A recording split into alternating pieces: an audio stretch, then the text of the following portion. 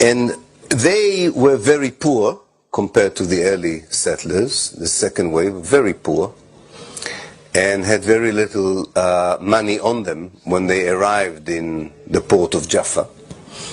They knew nothing about how farming and agriculture, because as you know, Jews in Russia and Eastern Europe were not allowed to work on cultivation of land, and had nowhere to stay, and didn't know how to make a living for themselves in the new country called Palestine.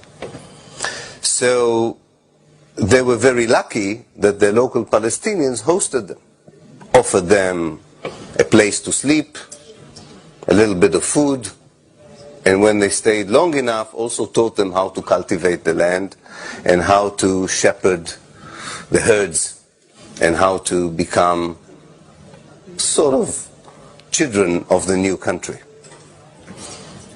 But at night, these settlers, under the candlelight, wrote diaries. They were obsessive diarists. They wrote a lot of, every day they wrote in a diary, which is good for the historian. They wrote about everything. A mosquito bite, they didn't sleep well, a lot about the women they didn't like, the women didn't like the men didn't like the men.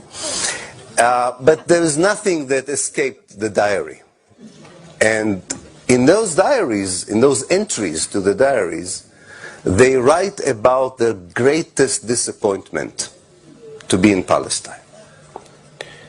The main disappointment was that the place was full of foreigners. Especially those, of course, who hosted them. They were the main foreigners.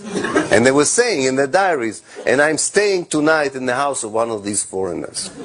And you have to understand this mindset. The mindset is, and hasn't changed.